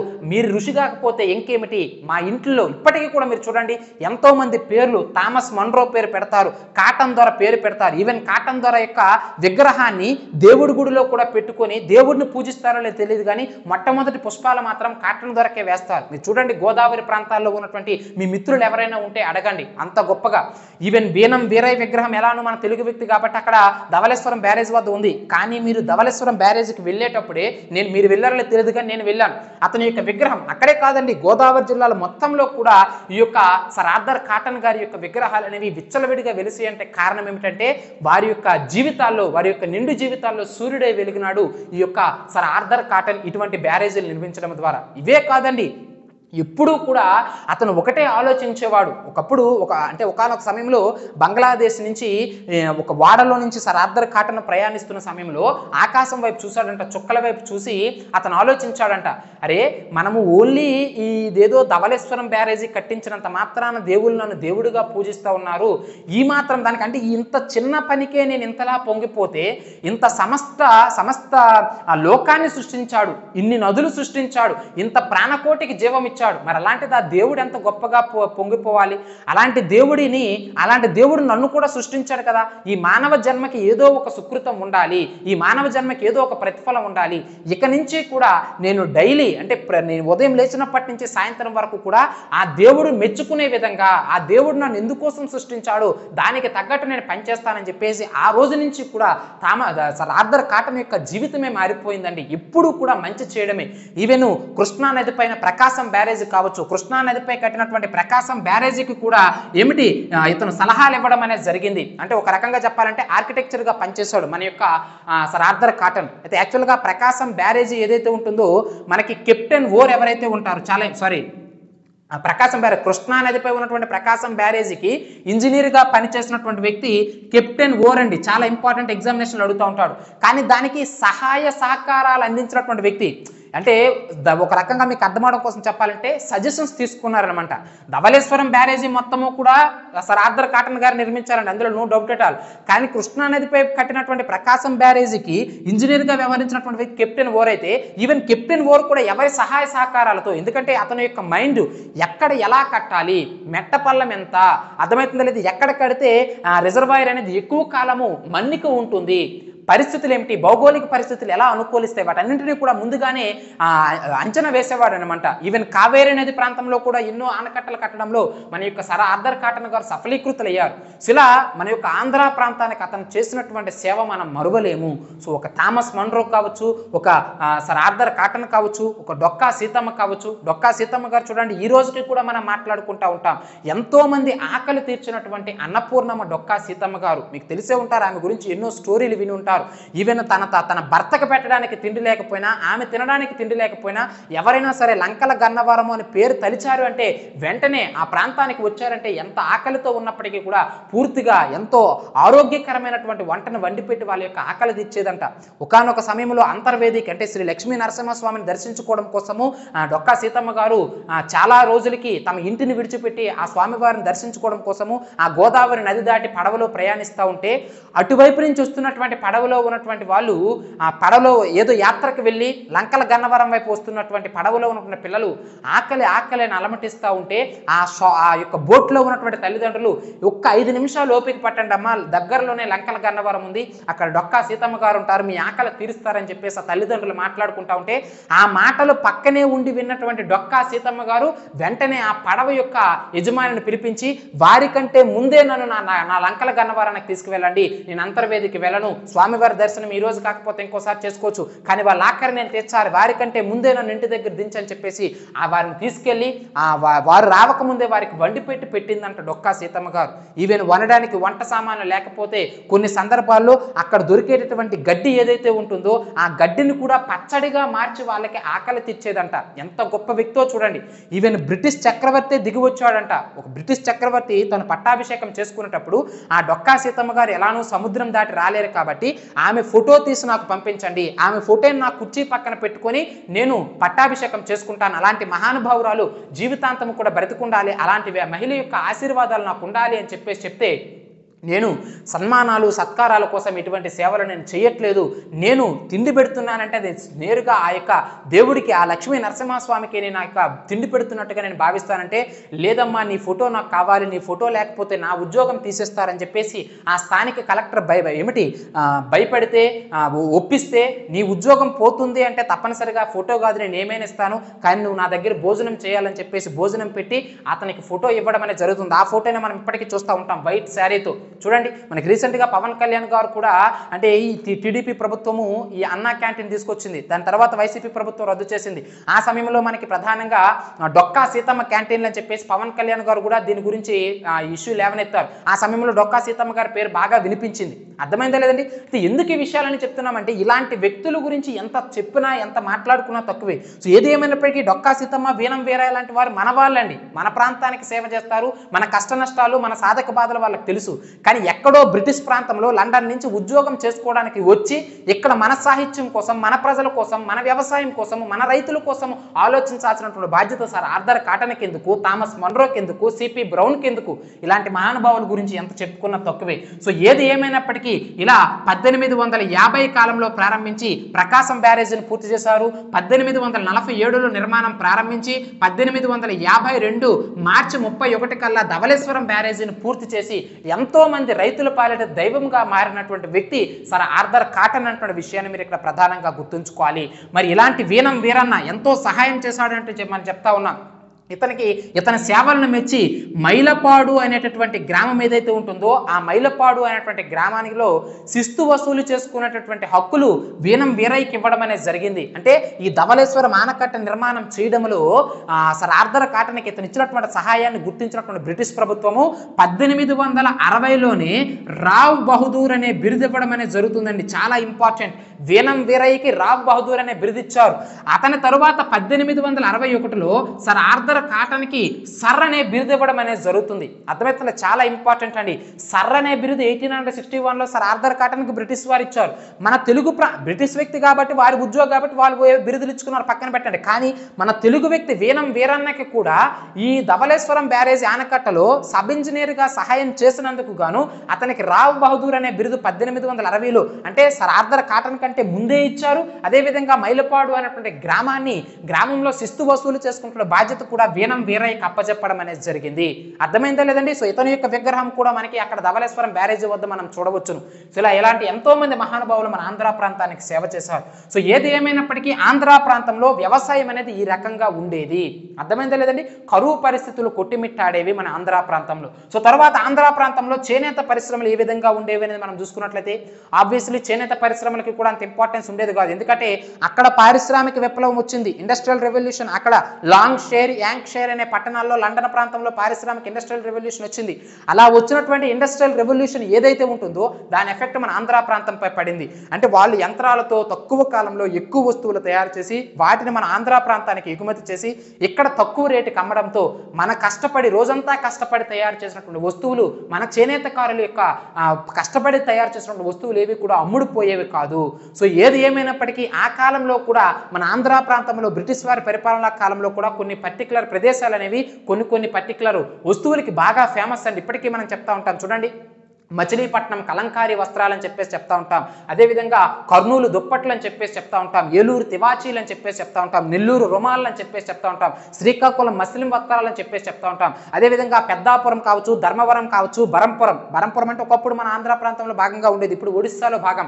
ఈ బరంపురం, ధర్మపురం, పెద్దాపురము పట్టు వస్త్రాలకి ఫేమస్ అని చెప్పేసి చెప్తా ఉంటాం. ఇలా మన ఆంధ్ర ప్రాంతంలో కొన్ని పర్టికులర్ ప్లేసెస్ అనేవి కొన్ని పర్టికులర్ వస్తువులకి బ్రాండర్గా మారాయనే విషయాన్ని మీరు ఇక్కడ గుర్తుంచుకోవాలి. సో కాబట్టి చేనేత పరిశ్రమ అనగానే ఇక్కడ రాశాను చూడండి, శ్రీకాకుళం మస్లిన్ వస్త్రాలు, నెల్లూరు రుమాళ్ళు, ఏలూరు తివాచి, మచిలీపట్నం కలంకారీ వస్తువులు, పెద్దాపురం, ధర్మవరం, బరంపురం పట్టు వస్త్రాలు, కర్నూలు దుప్పట్లు, ఇవన్నీ కూడా మన ఆంధ్ర ప్రాంతంలో చేనేత పరిశ్రమలు అనేటువంటి విషయాన్ని మీరు ఇక్కడ ప్రధానంగా గుర్తుంచుకోవాలి. ఏది ఏమైనప్పటికీ వీటికి తగిన ప్రతిఫలం అనేది లభించేది కాదు. ఎందుకంటే బ్రిటిష్ వారి పారిశ్రామిక విప్లవం వల్ల వారి వస్తువులు, మిషనరీ వస్తువులు అనేవి ఎక్కువగా అందంగా ఉండడం, తక్కువ ధరకు రావడంతో మన వస్తువులు ఎవరు కొనేవారు కాదు. మన చేనేతకారులు ఎందుకు ఎక్కువ రేట్ వేసేవారు? మనం కష్టపడి చేతులతో నేర్చి రోజంతా కష్టపడితే ఒక తివాచి వచ్చేది, రోజంతా కష్టపడితే ఒక పట్టు వస్త్రం వచ్చేది, రోజంతా కష్టపడితే ఒక మస్లిన్ వస్త్రం వచ్చేది. అందుకే మనం 200 రూపాయలకు ఒక వస్తువుని అమ్మితే వాడు మాత్రం 50 రూపాయలకే వస్తువు అమ్మేవాడు. ఎందుకంటే వాడు కష్టపడట్లే, వాడికి యంత్రంతో తయారైంది కాబట్టి 50 ఏమిటి 30కి అమ్మినా వాడికి ఒక 10 రూపాయలు లాభం వస్తుంది. కానీ మనకి రోజంతా ఒక కుటుంబం మొత్తం కష్టపడితే ఒక చీర రావట్లేదు, అందుకే 200. అందుకే 200 రూపాయల చీర వైపు ప్రజలు ఇంట్రెస్ట్ చూపిస్తారా? 50 రూపాయలకి, అది కూడా చూడడానికి జిగేలం ఉంటుంది. ఎందుకంటే యంత్ర వస్తువు కాబట్టి అద్భుతంగా కనిపిస్తుంది. వివిధ రకాల ఎంబ్రాయిడరీ వస్తువులు, వివిధ రకాల రంగులు, అన్ని హంగులు, అద్దులు అన్ని వేసి అవి చూడడానికి బాగా ఉన్నాయి, తక్కువ కాస్ట్కి వస్తున్నాయి కాబట్టి వారి వస్తువులే కొనేవారు. కానీ మన చేనేతకారుల యొక్క వస్తువులు కొనేవారు కాదు. సో దీనివల్ల మన ప్రజలు ఏం చేసేవారు? ఆ యొక్క చేనేత పరిశ్రమలు అన్ని విడిచిపెట్టేసి వ్యవసాయం చేసుకోవడము, లేదా ఆ చేనేత పరిశ్రమలో వచ్చినటువంటి ఆ విద్యను ఉపయోగించి ఏవో క్రాఫ్ట్స్ అంటే బొమ్మలు తయారు చేసుకోవడం. చూడండి, మనకి కొండపల్లి బొమ్మలు బాగా ఫేమస్ అని చెప్పేసి చెప్తా ఉంటాం, ఇత్తడి బొమ్మలు చెప్తా ఉంటాం, బొబ్బిలి వీణ ఫేమస్ అని చెప్పేసి చెప్తా ఉంటాం. సో ఇలాంటి చిత్రకళలకు మారిపోవడం అనేది జరుగుతుంది. అంటే మొదట ఎంతో నైపుణ్యం కలిగి ఉన్నటువంటి చేనేతకారులు వాటి వల్ల లాభం లేదని తెలిసిన తర్వాత వలసలు వెళ్ళిపోవడం, ఇతర ప్రాంతాలకు వెళ్ళిపోవడం, ఉన్నవాడు భూమి ఉన్నవాడు వ్యవసాయం చేసుకోవడం, లేనివాడు ఇలాంటి బొమ్మలు తయారు చేసుకోవడం, ఇలా చేనేత పరిశ్రమలు అన్నీ కూడా కనుమరుగైపోయాయి. ఇప్పుడు అసలు మనకి కనిపించట్లేదు చేనేత పరిశ్రమలో. ఒకప్పుడు ఎక్కడో రాట్నం వడికేవారు పత్తితో, పత్తి నుంచి విత్తనాలను వేరు చేసి వాటి ద్వారా దారాన్ని తయారు చేసి ఆ దారంతో వస్త్రాలను తయారు చేసేవారు. అలాంటివి ఇక్కడ ఎక్కడ కనిపిస్తా ఉన్నాయండి? చాలా రేరుగా కనిపిస్తాయి. ఒక రకంగా చెప్పాలంటే మా పొందూరు ప్రాంతంలో ఇప్పటికీ కూడా మేము ఎప్పుడైనా సరే మార్కెట్కి వెళ్ళినట్లయితే వాటిని చూస్తూ ఉన్నాం. మా అదృష్టమో ఇంకేమో చెప్పాలి కానీ పొందూరు కద్దరు మీకు అందరికీ కూడా తెలిసింది, బాగా ఫేమస్. సో మా ఏరియాలో ఇప్పటికీ అవి కనిపిస్తూ ఉన్నాయి. కానీ మిగతా ప్రాంతాలు తీసుకుంటే ఈ చేనేత పరిశ్రమ అనేవి కనిపించట్లేదు. వాటికి అందుకే చూడండి జిఐ ట్యాగులు అవి ఇవి. పొందూరు జిఐ ట్యాగ్ కూడా రీసెంట్ గా మా ఎంపీ రామ్మోహన్ నాయుడు గారు కూడా దానికి సంబంధించి ప్రతిపాదన ఇవ్వడం అనేది జరిగింది. నిర్మలా సీతారామన్ కూడా రీసెంట్ గా విజిట్ చేసి పొందూరు ఖాదీ యొక్క గొప్పతనాన్ని చెప్పడం అనేది జరిగింది. ఇలాంటి ఫేమస్ ప్లేసెస్ ఏవైతే ఉంటాయో చేనేత పరిశ్రమలు, ఈవెన్ గాంధీ కూడా మా పొందూరు ప్రాంతానికి విజిట్ చేశాడండి. మా పొందూరు వస్త్రాలని గాంధీ కూడా ధరించేవాడు. ఎంతో మంది ఈవెన్ గాంధీయే సజెస్ట్ చేశాడు పొందూరు ఖాదీ వస్త్రాలను ధరించండి అని చెప్పేసి. తెల్లని వస్త్రాలు మీరు చూడండి, అప్పట్లో ఇండియన్ నేషనల్ కాంగ్రెస్ లో పనిచేసినటువంటి మెజారిటీ వ్యక్తులందరూ కూడా తెల్లని వస్త్రాలు ధరించేవారు. అవంతా కూడా పొందూరు ఖాదీ వస్త్రాలనే విషయాన్ని మీరు ఇక్కడ గుర్తుంచుకోవాలి. చేప ముళ్ళును ఉపయోగించి ఆ పత్తిలో ఉన్నటువంటి మలినాన్ని తొలగిస్తారనమాట. అంత శ్రద్ధ తీసుకుంటారు ఖాదీ వస్త్రాన్ని తయారు చేయడంలో. ఒకసారి మీలో ఎవరు కోటేశ్వరుడు బిట్ అడిగాడు, నేను ఇంతకు ముందు కూడా క్లాస్లో చెప్పినాను, సుమారు 8 లక్షల ప్లస్ బిట్ అనుకుంటా. అంటే పొందూరు ఖాదీ తయారు చేయడంలో అందులో ఉన్నటువంటి మలినాన్ని తొలగించడం కోసం ఈ క్రింది ఏ వస్తువును ఉపయోగిస్తారని. చేప ముళ్ళు, ఎండిపోయిన చేప ముళ్ళుతో ఆ మలినాన్ని తొలగించి అద్భుతమైనటువంటి వస్త్రాలని తయారు చేస్తారు. ఇప్పటికీ కూడా అవి మా యొక్క ప్రాంతంలో అవైలబుల్గా ఉన్నాయి. ఓకేనండి. సో అయితే ఏది ఏమైనప్పటికీ కూడా ఇలా మన ఆంధ్ర ప్రాంతంలో ఉన్న చేనేత పరిశ్రమ నష్టపోయింది.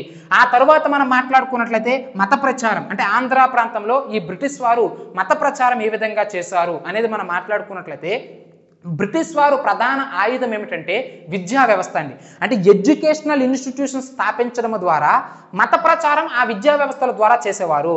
ఇప్పుడు మత ప్రచారం చేస్తున్నాము, క్రైస్తవ మత ప్రచారం చేస్తాం, అందరూ రెండంటే ఎవరు రారు. అదే విద్య చెప్తున్నాము అంటే 4 అక్షరాలు నేర్పిస్తాం, 2 అంటే 4 వస్తారు. వచ్చి కూర్చున్న తర్వాత అక్కడ విద్య కంటే ఎక్కువ మత ప్రచారం చేసేవారు. అదే జరిగింది. చూడండి, ఫర్ ఎగ్జాంపుల్ ఈ ఎవరెండ్ నోబెల్ అనేటువంటి వ్యక్తి మన భారతదేశంలోనే మొట్టమొదటిసారిగా ఒక క్రైస్తవ కాలేజీని స్థాపిస్తాడు 1841లో. ఎక్కడ? మచిలీపట్నంలో.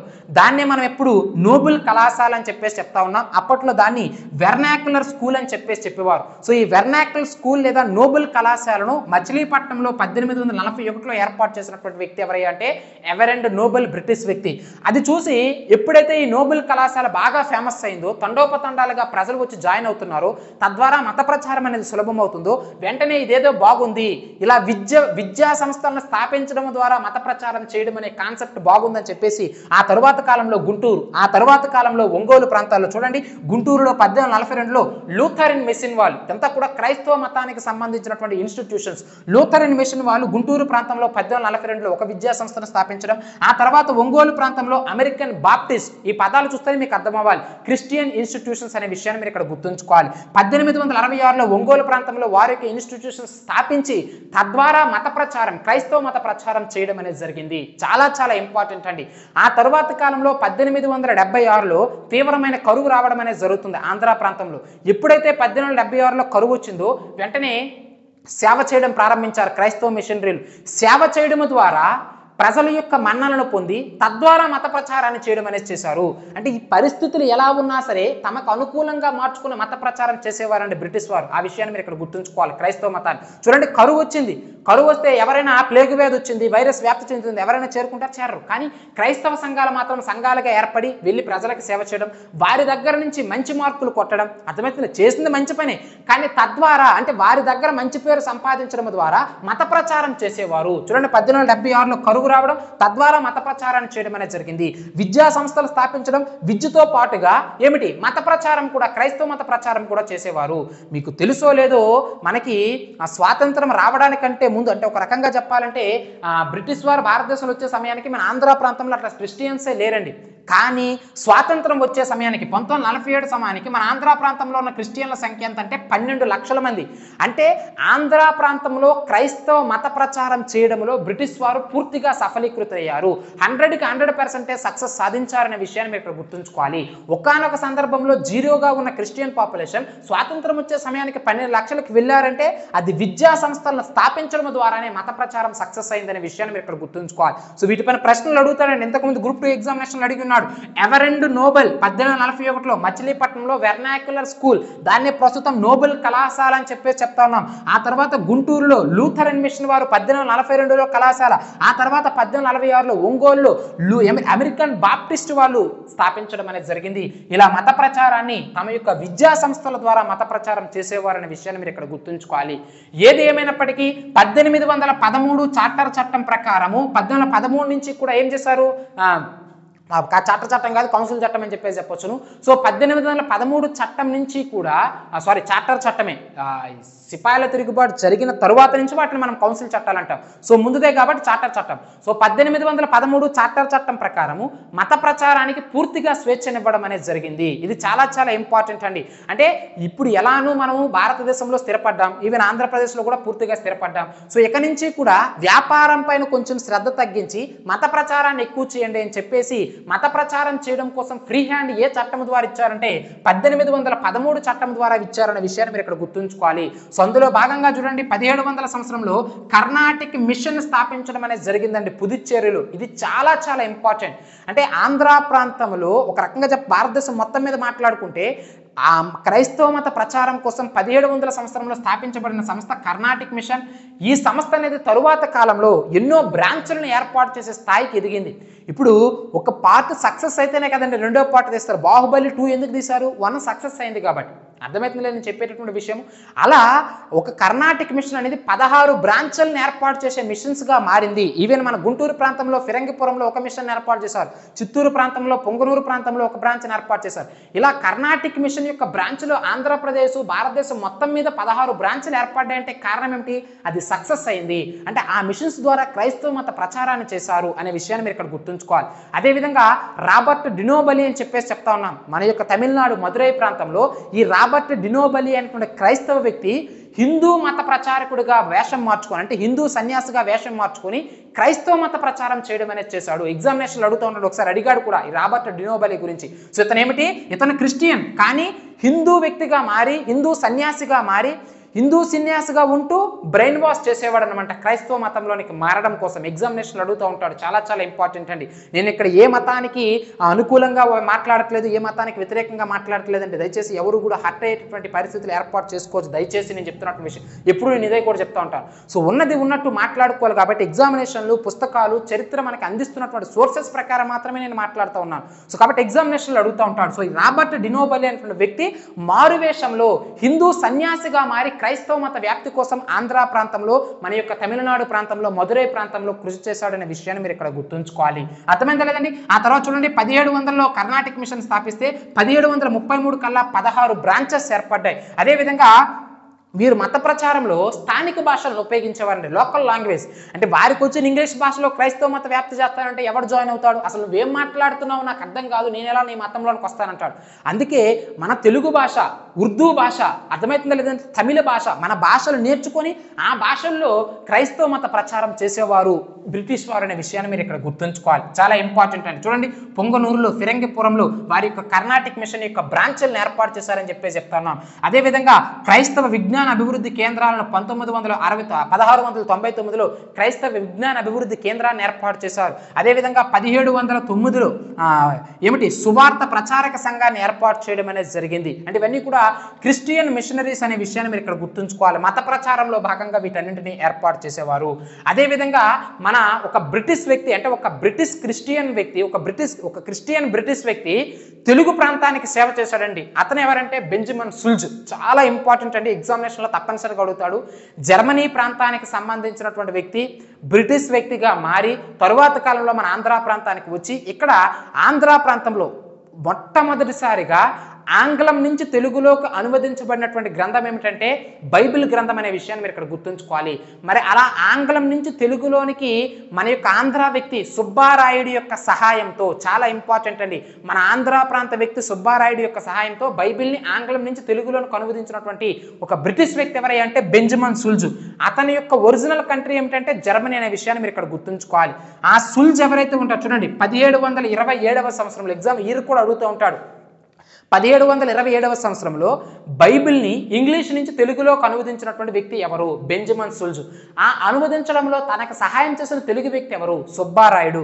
ఆ సుబ్బారాయుడే తరువాత కాలంలో ఆనందరావుగా తన పేరు మార్చుకొని వేదాంత రసాయనం అనే గ్రంథాన్ని కూడా రచిస్తాడండి. చాలా ఇంపార్టెంట్, ఇక్కడ రాస్తాను చూడండి, వేదాంత రసాయనము. సో వేదాంత రసాయనం అనే గ్రంథాన్ని రచించింది ఎవరండి? ఆనందుడు. చాలా ఇంపార్టెంట్ అండి, లేదా ఆనందరావు అని చెప్పేసి చెప్తా ఉంటారు. ఈ ఆనందరావు ఒరిజినల్ నేమ్ ఏమిటంటే సుబ్బారాయుడు. ఈ సుబ్బారాయుడు ఎవరంటే సుల్జ్ అయినటువంటి బ్రిటిష్ అధికారికి బైబిల్ని ఇంగ్లీష్ నుంచి తెలుగులోని అనువదించడంలో సహకరించినటువంటి వ్యక్తి అనే విషయాన్ని మీరు ఇక్కడ గుర్తుంచుకోవాలి. ఆ పాయింట్స్ రాశాను చూడండి. సుల్జ్ అనే వ్యక్తి 1727లో బైబిల్ని తెలుగులోకి అనువదించాడు. దానికి సహాయం చేసినటువంటి వ్యక్తి సుబ్బారాయుడు అనే విషయాన్ని మీరు ఇక్కడ గుర్తుంచుకోవాలి. అదే సుల్జ్ అయినటువంటి వ్యక్తి 1805లో లండన్ మిషనరీ సొసైటీని కూడా ఏర్పాటు చేశాడండి. కడప జిల్లా జమ్మలమడుగు ప్రాంతం, చాలా చాలా ఇంపార్టెంట్. కడప జిల్లా జమ్మలమడుగు ప్రాంతంలో ఏమిటి?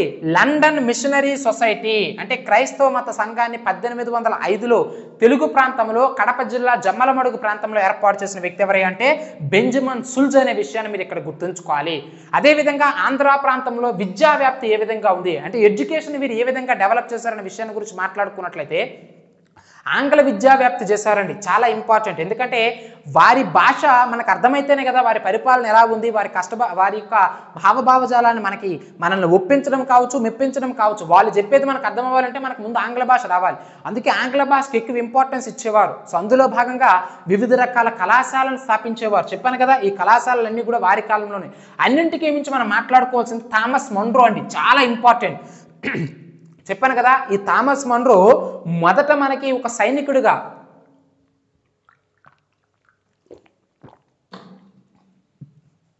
ఈ థామస్ మన్రో అనేటువంటి వ్యక్తి మొదట బ్రిటిష్ సైనికుడిగా పనిచేశాడు. ఆ తర్వాత దత్తమండలానికి నవంబర్ మంత్ 1800 సంవత్సరంలో దత్తమండలాలకి కలెక్టర్గా పనిచేశాడు. ఆ తర్వాత మద్రాసు గవర్నర్గా కూడా పనిచేశాడు. ఆ మద్రాసు గవర్నర్గా పనిచేసిన సమయంలోనే థామస్ మన్రో అనేటువంటి వ్యక్తి మనకి ఈ తమిళనాడు ప్రాంతంలో అంటే మద్రాసు ప్రాంతంలో చాలా ఇంపార్టెంట్ అండి, 40 డిస్ట్రిక్ట్ కాలేజెస్ని ఏర్పాటు చేయడం అనేది జరిగిందండి. 40 కాలేజెస్ అంటే జిల్లా స్థాయి కళాశాలను ఏర్పాటు చేశాడు. అదేవిధంగా 300 వరకు కూడా తహసీల్దార్ కళాశాలను ఏర్పాటు చేశాడు. తహసీల్దార్ అంటే ఇప్పుడు మండల పరిధిలో ఉన్నటువంటి కళాశాలని అర్థం. 300 వరకు మండల స్థాయి కళాశాలలు, 40 వరకు కూడా జిల్లా స్థాయి కళాశాలను ఏర్పాటు చేసినటువంటి గొప్ప వ్యక్తి సర్ థామస్ మన్రో. మద్రాసు ప్రాంతంలో అంటే విద్యా వ్యాప్తికి కృషి చేసినటువంటి బ్రిటిష్ వ్యక్తుల్లో మనం మొట్టమొదటిగా చెప్పాల్సినటువంటి వ్యక్తి సర్ థామస్ మన్రో. ఈవెన్ విద్యా వ్యాప్తి కోసము 1813వ సంవత్సరం నుంచి కూడా ప్రతి సంవత్సరానికి 1,00,000 చొప్పున అంటే భారతదేశంలో విద్యా వ్యాప్తి కోసము ఖర్చు పెట్టండి అని చెప్పేసి బ్రిటిష్ ప్రభుత్వమే ఫండ్ కింద ₹1,00,000 రిలీజ్ చేస్తే ఆ ₹1,00,000ని ఆ బోధనా మాధ్యమం ఏం చేయాలి అంటే ఇప్పుడు డబ్బులు పంపిస్తా ఉన్నారండి ₹1,00,000తో ఆంధ్ర ప్రాంతంలో విద్యా వ్యాప్తి చేయండి అని బ్రిటిష్ ప్రభుత్వం హైకమాండ్ నిధులు రిలీజ్ చేస్తూ ఉంది ఫండ్స్ని. కానీ ఇక్కడున్న బ్రిటిష్ వ్యక్తులు అనుకున్నారు, కొంతమంది ఏమంటారు లోకల్ లాంగ్వేజెస్లో విద్యను బోధిద్దాం, తద్వారా వాళ్ళకి మన పట్ల ఆదరాభిమానాలు పెరుగుతాయి, ఎందుకంటే వాళ్ళ భాషల్లో క్లాసులు చెప్తున్నామని చెప్పేసి అని కొంతమంది. అంటే ఇంకొంతమంది వాళ్ళకి రావాల్సింది ఇంగ్లీష్ భాష, ఆంగ్ల భాష వస్తే వాళ్ళతో మనం ఈజీగా కమ్యూనికేట్ అవ్వగలం, వాళ్ళ భాషలో క్లాసులు చెప్పాలంటే మనకి ఏది రాదు, వాళ్ళ భాషలో మాట్లాడితే వాళ్ళ భాష మనకు అర్థం కాదు, మనం ఇంగ్లీష్లో భాష మాట్లాడితే మన భాష వాళ్ళకి అర్థం కాదు. సో కాబట్టి బోధనా మాధ్యమం అనేది ఇంగ్లీష్లో ఉండాలని కొంతమంది అంటారు, ఇంకొంతమంది బ్రిటిష్ వ్యక్తులే లేదు వాళ్ళ లోకల్ లాంగ్వేజెస్లో బోధనా మాధ్యమం ఉండాలని చెప్పేసి వీళ్ళే బ్రిటిష్ వారితో అన్నుకోవడంతో ఆ ₹1,00,000 ఖర్చు పెట్టడం మానేశారు. అలా 1813 నుంచి ₹1,00,000 వస్తూనే ఉండేది. ఆ డబ్బులను తీసుకెళ్లి డైలీ ఎందులో వేసేవారు, బ్యాంకులో వేసేవారు. ఇలా వేసినటువంటి డబ్బు మొత్తము కూడా ఒక్కోసారి ఫండ్స్ ఎక్కువగా రావడం, ఇదంతా కలిపి 1832 సంవత్సరానికల్లా కూడా ₹1,00,00,000 అయ్యిందండి.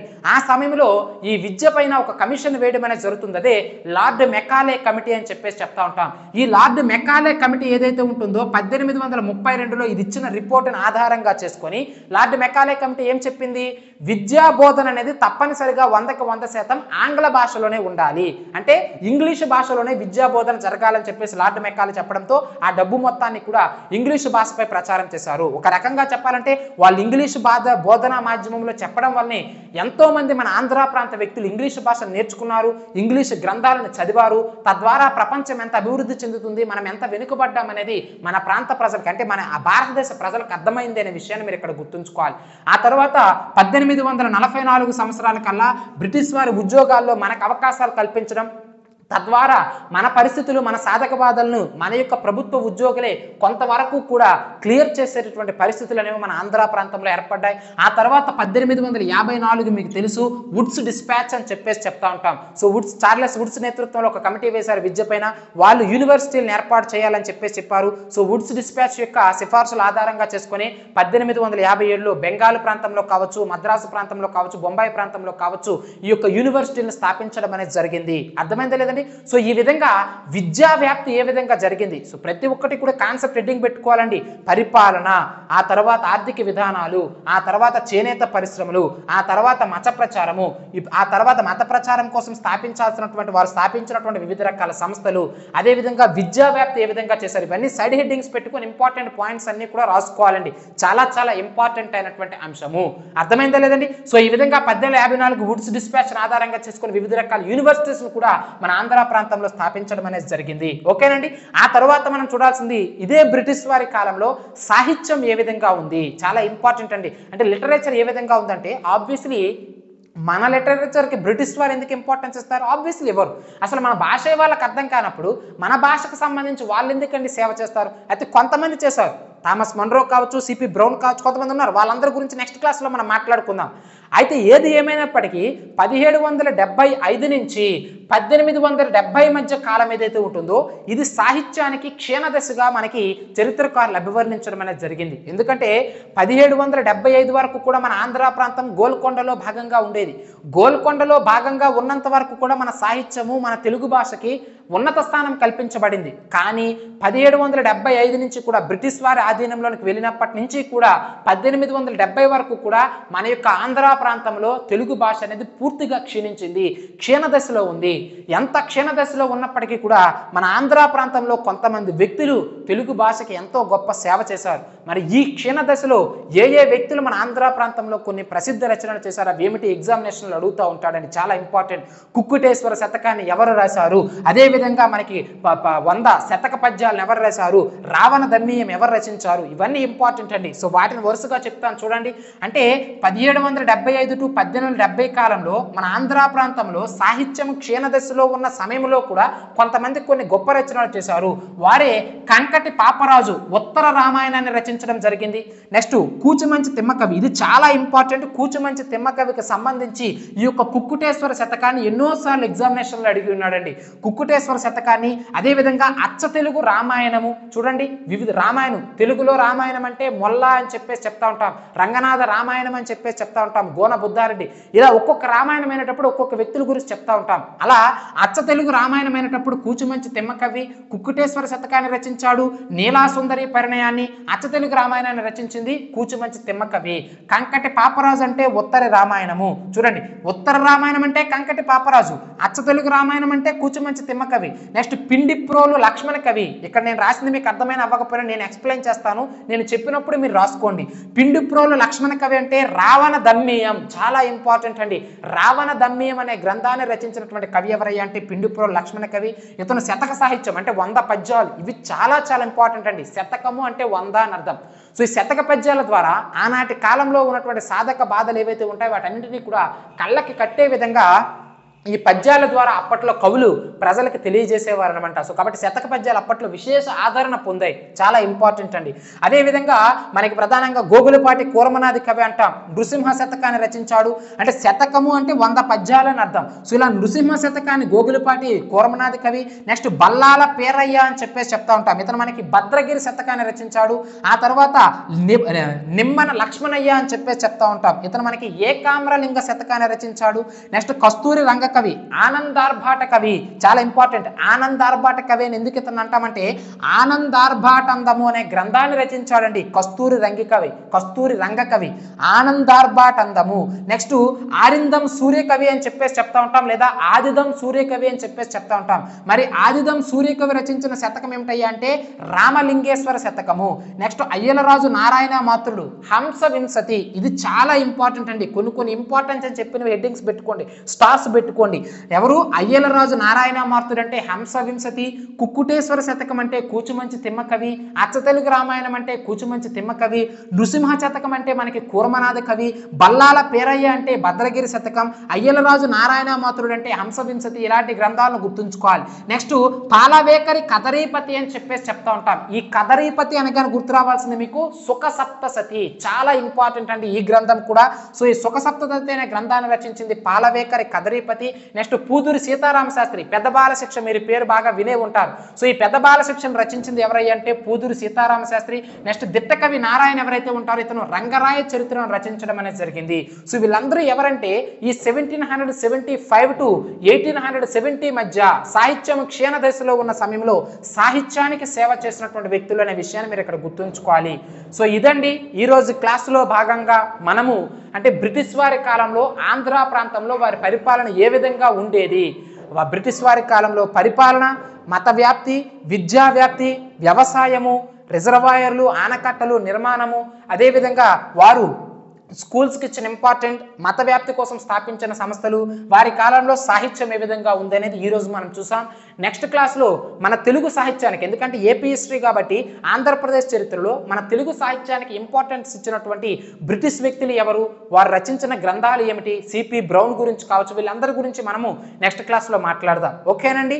సో వీడియో నచ్చితే దయచేసి లైక్ చేయండి, కామెంట్ చేయండి, మీ మిత్రులకి షేర్ చేయడం మాత్రం మర్చిపోవద్దు. కోర్సులో ఫుల్ కోర్సులో జాయిన్ అవ్వాలి అనుకుంటే మన ఛానల్ నెంబర్ 7036621946 నెంబర్ ఏదైతే ఉంటుందో దానికి కాల్ అయినా చేయండి, లేదా వాట్సాప్లో మెసేజ్ అయినా చేయండి. 7036621946 నెంబర్కి కాల్ చేసి మన యొక్క కోర్సులో జాయిన్ అవ్వండి. ప్రతిరోజు కూడా ఏపీ హిస్టరీ క్లాసులు ఆల్రెడీ మెజారిటీ క్లాసెస్ అయిపోయి మరొక 4 రోజుల్లో మన యొక్క సిలబస్ కూడా కంప్లీట్ అవ్వడం అనేది జరుగుతుంది. కోర్సులో జాయిన్ అవ్వి చక్కగా ఉపయోగించుకొని మెయిన్స్ ప్రిపరేషన్ సక్రమంగా చేయండి. నెక్స్ట్ క్లాస్తో మళ్ళీ మనం కలుద్దాం. Thank you.